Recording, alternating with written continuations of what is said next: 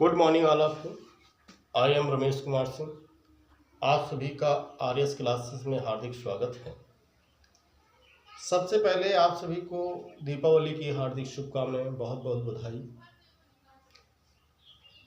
Guys, आज हम आप सबको सेंटेंस बताएंगे कि जब हम ट्रांसलेशन करते हैं तो बच्चों को सबसे पहले समस्या होती है कि हिंदी से अंग्रेजी में ट्रांसलेशन करने के लिए हम किस शब्द के बाद किस शब्द को लिखें।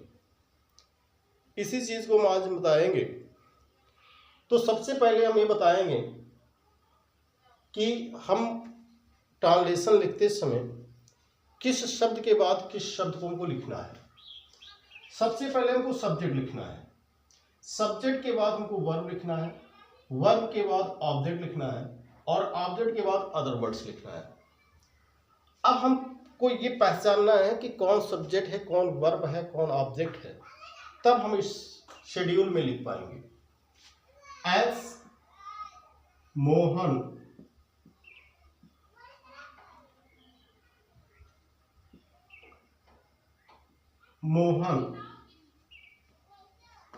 विद्यालय में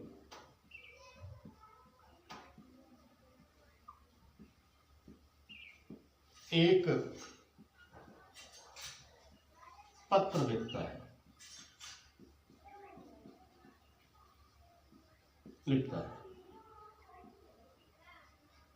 अब इस सेंटेंस में सबसे पहले हमको ये पता लगाना है कि हमारा वर्ब क्या है।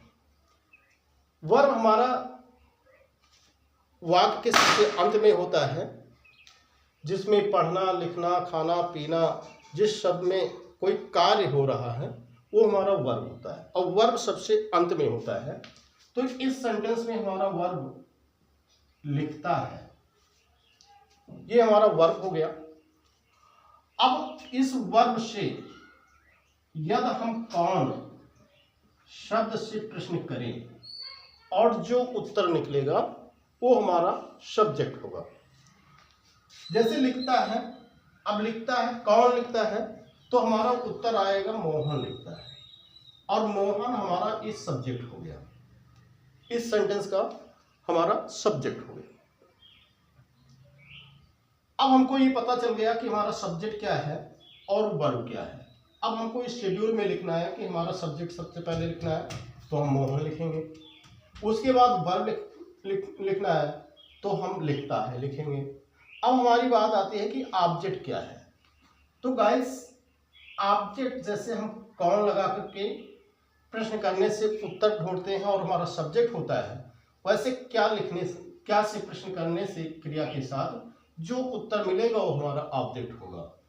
क्या लिखता है, अब इसका उत्तर मिलता है एक पत्र।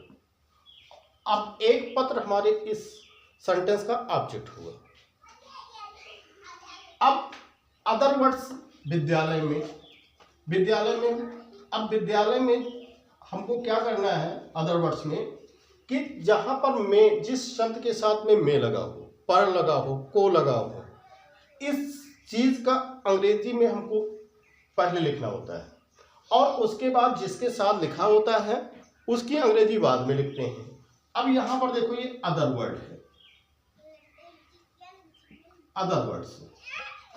अब हम बना करके बताते हैं। जैसे हमको सबसे पहले सब्जेक्ट लिखना है, सब्जेक्ट हमारा मोहन है, हमने मोहन लिखा, ये हमारा सब्जेक्ट हो गया। इसके बाद हमको वर्ब लिखना था, लिखता है, ये हमारा वर्ब हो गया, लिखता है। अब इसके बाद हमको ऑब्जेक्ट लिखना है और ऑब्जेक्ट हमारा एक पत्र है, एक पत्र। अब अदर वर्ड्स विद्यालय में, तो में की अंग्रेजी हमको सबसे पहले लिखना है, में और फिर विद्यालय। अब इसका हमको इंग्लिश में अनुवाद करना है, मान लीजिए, तो हम मोहन लिखेंगे। अब देखो, लिखता है, हमको वर्ब लिखना है, तो मोहन एक वचन है, ये प्रेजेंट डिफरेंट टेंस है। प्रेजेंट डिफरेंट टेंस को हम सिंपल वर्ब भी कहते हैं। तो राइट्स और एक पत्र, ये लेटर। अब विद्यालय में था तो मैं विद्यालय लिखेंगे, इन दी कॉलेज।